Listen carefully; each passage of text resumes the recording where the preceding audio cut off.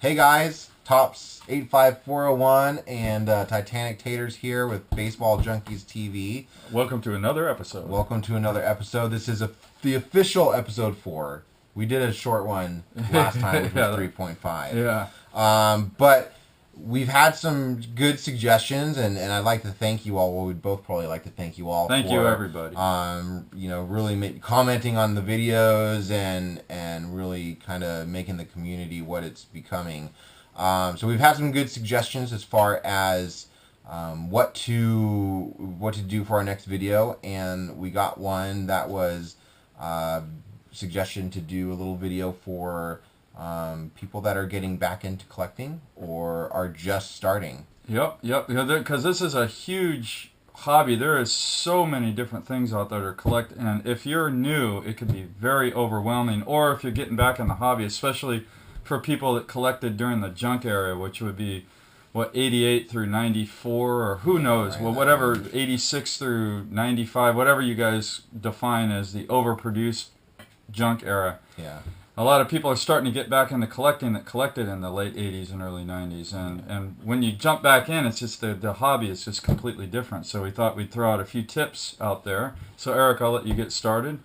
So the first tip that I have, and I think that this may be one of the more important ones that we could ever, that you could hear, because a lot of us start out by buying boxes or buying packs, and you're searching for that one card, and this tip here is just to spend your money wisely.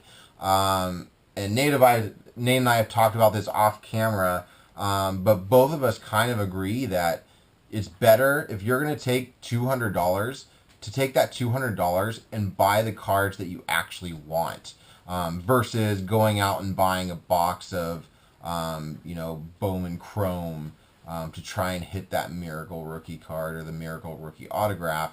You could spend thousands and thousands of dollars buying boxes to find one card versus spending a couple hundred or whatever it is to just go out and buy the one or the handful of cards that you want. Yeah, and I mean, like, I'm a Bonds collector, and there's a lot of Bonds stuff in the newer product now. Mm-hmm. And I've just found going out and just buying his cards is way more economical than going and busting a box trying to find cards in there. Because for me, whenever I bust a box, I never find what I'm looking for. Yeah. So, I mean, box breaking's fun, but it's... you're never gonna. You're most likely you're not gonna pull anything that that you're gonna want for your collection unless you're set building. Yeah, if you're a set builder or a prospector, it could be a good idea to go out and buy boxes. But most of us aren't, and I would say especially if you're getting back into the hobby or starting brand new in the hobby, you're not going to be a prospector. And what is a prospector, Eric? Somebody that's going out looking for the next best thing. So 6 years ago, the guys that were buying boxes and boxes of Bowman Chrome, and are now listing those Bryce Harper and Mike Trout rookies on eBay for thousands of dollars because they ended up pulling, dozens of them. Those are prospectors. Yeah, I'd say more Mike Trout, but Bryce Harper was never a secret. Yeah, Mike Trout kind of came out of nowhere. His cards were worth nothing, and then all of a sudden they were worth... Yeah, all of a sudden they're $1,000 for an autograph. Yeah. But yeah, so take your money, buy the cards that you want to buy. But if you are going to buy boxes, or definitely buy hobby, avoid retail, and buy boxes that guarantee autographs or relics. Like Bowman Chrome, I think, is guarantees 5 autographs per box. Really? Didn't know they had yeah, that. Gypsy Queen is 2 autographs and 1 relic card. And then Panini is usually 2 autographs or something. Yeah. The packs are a little bit more, but you're gonna get the hits in those. Yeah. Okay, so the next order of business on this video is, where do you get your cards? Where do you find the cards that you want, that you're looking for? And there's a lot of resources you can go to buy your cards. There's a website, checkoutmycards.com. We'll put a link down below on this video for that site. Really good site. Also, of course, eBay. which you probably don't need a link for. Yeah, and then social networking, like on Facebook, there's a lot of Facebook groups where you can buy cards and trade cards with people, and then of course YouTube, a lot of YouTubers buy and trade and cards as well. So those are some good places, and of course the LCS card shows, local card shop. Yeah, if you're lucky enough to have a local card shop. I know a lot of people don't have local card shops, so. I mean, I primarily buy my cards online, either Check Out My Cards or eBay. I feel like those are, especially Check Out My Cards, you're not going to get cards that aren't what they say they are. I'd say 99.9% of the time you're going to get exactly what it is that you want from that card that you're buying. Where eBay has a little bit more risk, but also they have buyer's protection. So if you do get a card that wasn't what it was supposed to be, you have that to fall back on, to where you can actually, escalate it and get a refund and such on eBay. But also a good resource, both for when you're actually like in a local card shop or a card show. You can go on to Check Out My Cards or eBay and see not only what the cards are being listed for, but also what they've sold for. So it gives you a good idea of about what the value is on those cards. Or what you should be paying for those cards. Yeah. And because I'm a little OCD about my collection, I do compare prices between COMC and eBay when I'm actually ordering online. And I go with the I don't. Yeah, he doesn't. But most of the cards I buy are tough to find cards, so if I can find them, I just buy them. Oh, and that's another piece of advice. Well, I guess if you're new, you don't know what's tough to find or not. So, but that's a whole different subject. Which we're going to get into right now, I guess. So, especially for those getting into the hobby, and again coming back from after a hiatus of not collecting, there's, what do we have now? We have short prints, we have super short prints, so they're SPs and SSPs. There's variations. We have autographs, relics, serial numbered cards, parallels. Yeah. There's a lot of stuff out there. So I think so there's autos, relics, serial numbers. Those are pretty self-explanatory. Those are easy to identify. They're easy to identify. But the short prints. And the short prints I think is where we're going to spend the time. So your short prints and your super short prints are going to look exactly like a regular card. They're not going to have any discernible, that you're aware of, any discernible differences other than usually the card front. Yeah, the photo variation. The photo variation. And you'll put an example. I'll put an example up so you can see what those are. Yeah. And then, so you also have parallels. Which parallels are pretty easy to figure out. Usually they look different. Yeah, the borders will be a different color. Yeah. A lot of times they'll be numbered too, the different borders. They'll be serial numbered. Yeah. So, like Topps Chrome is a good one. So you'll have the Topps Chrome. You'll have the Topps Chrome Refractor, the Super Refractor, the purple and pink and blue Refractor. So if you're a player collector, you could collect 20 of the same card with different parallel variations. Correct. And actually we'll put a photo down. We'll take one of my rainbows and put a photo. It's called a rainbow because all the borders are different colors. But he'll show an example of a rainbow. Yeah. Next, I think rookies are something that we should talk about. Yeah. I mean, back in the day, I'd say, 80...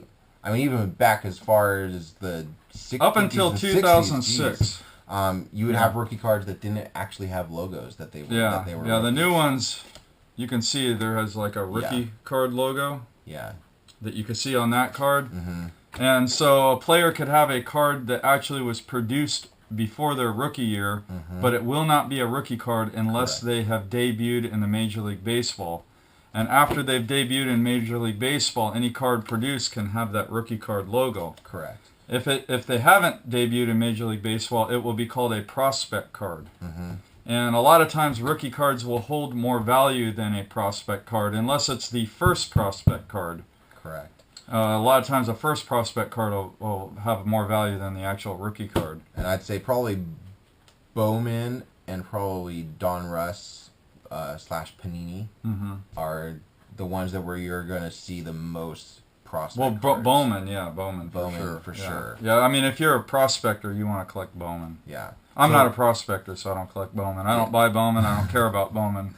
So, for example, most of you know by now that I'm a Chris Bryant fanatic. So 2015 is where his rookie cards are, but he has cards as far back, I think, as 2011. Yeah, I got some Chris Bryants from like 2014. Yeah, and they're not. Yeah, they're not a rookie. Rookies, it's a prospect card. 2013, not rookies. They don't hold a premium value. Only the rookie card holds a premium value. Even though it's a newer card. So it's different than how it was in the 80s. Like, for example, the McGwire rookie card came out 2 years before he debuted in the major leagues on that Olympic card, and that's his rookie card, where now that would be considered a prospect card, and his 87 tops would be the equivalent rookie, and the 87 tops would hold more value than the Olympic card. Which is why I can still consider the 87 Don Russ, 87 Fleer update, the 87 tops. He didn't have an 87 score, but all of those 87 cards from McGwire, I still consider a rookie card. I'm a super collector on McGwire, but they're definitely in my rookie section. Yeah. So that's where you talk about graded cards now. Graded cards. Okay. Yeah. So you're gonna notice if you're new, and I've seen a lot of new collectors on YouTube like buying graded cards, and they're getting like these brands like USA Grading, and it says Gem Mint, and they think that they just purchased or it. Mint Grading. Yeah, and they think they purchased a really valuable card and they got a good deal on it, and really they didn't. And the reason why, there's only 3 brands that you want to purchase if you're going to purchase graded cards. That's BGS, PSA, and SGC. And you avoid anything else, like it's got the plague, the bird flu, the swine virus. Well, you don't. I mean, if you buy it, don't pay a premium for it. It's not. We're not saying don't buy those brands. It's just don't pay a premium for the grade in those brands. And the way I look at BGS, if you're going to get cards graded, BGS you want to do like 1990 or newer. PSA would be anything from like 1952 up to now.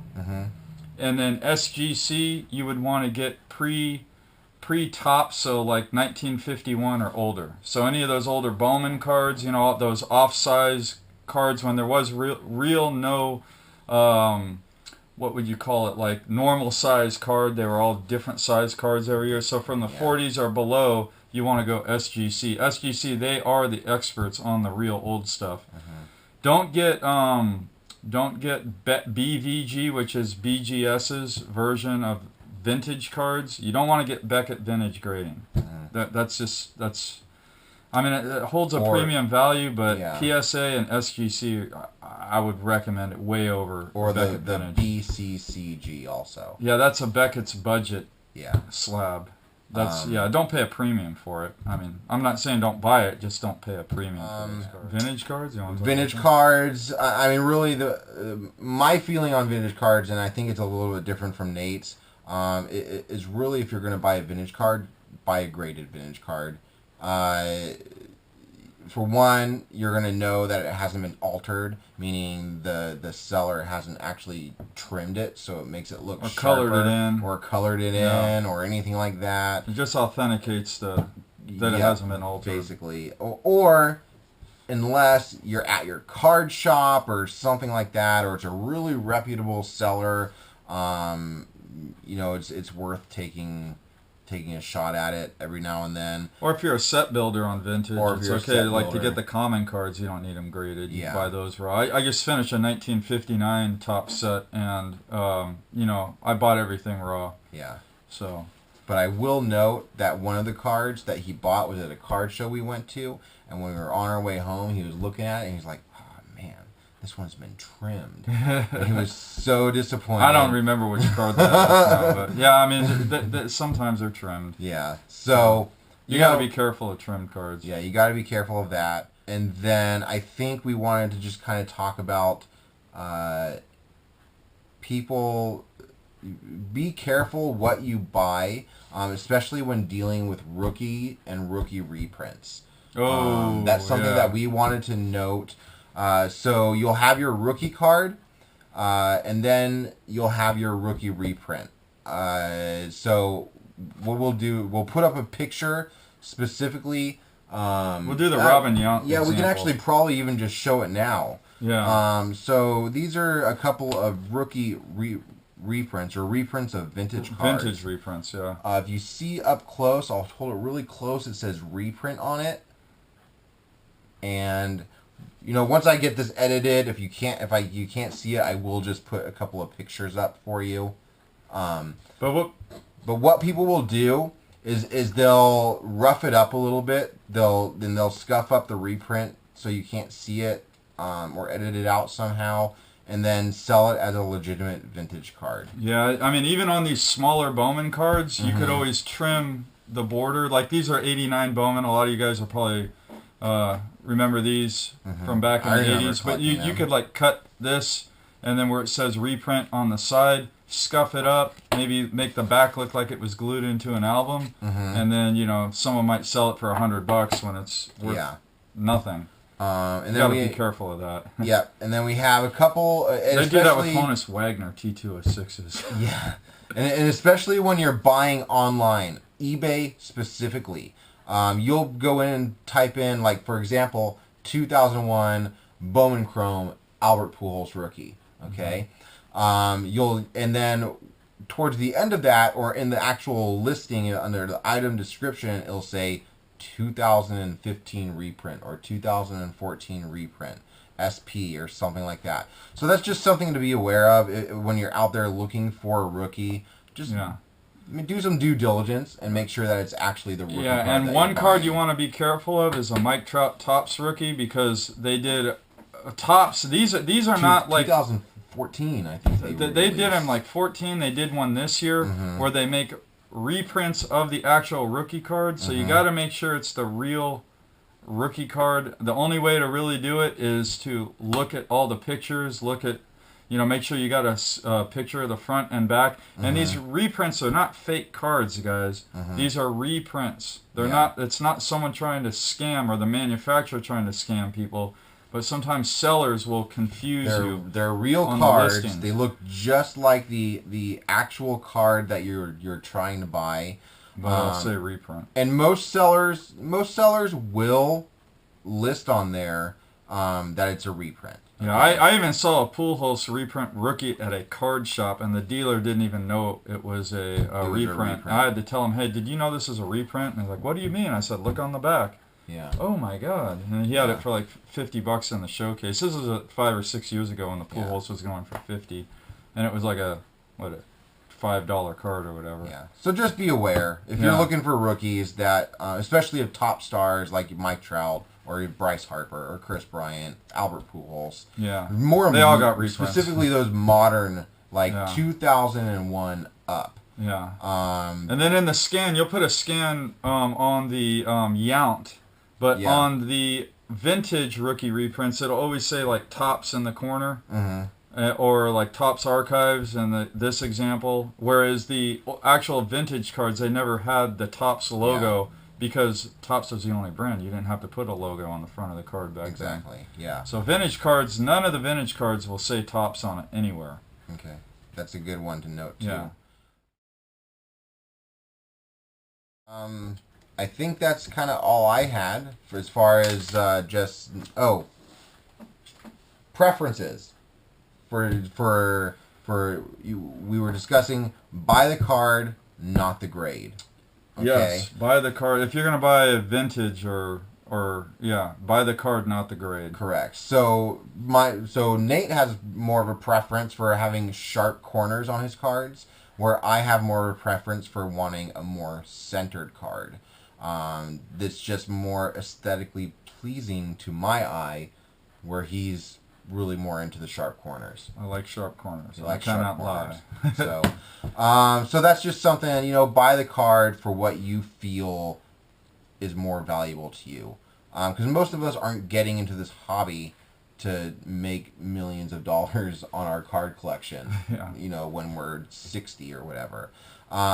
So it's not necessarily an investment. You're buying it because you're hopefully a baseball fan, Yeah. and you love the hobby. Yeah. So buy it for what you feel is more aesthetically pleasing to you. And all you new collectors and people getting back into the hobby, if you have any additional questions, put a comment down below. Definitely. Eric and I will we will answer all your questions. Yep. So One of us will. Yeah, so the purpose of this video is not for our regular watchers, people that know about the cards. The purpose of this video is to help out new collectors. So please, we're more than glad to help you guys out. Yeah. We like to consider ourselves ambassadors of the hobby.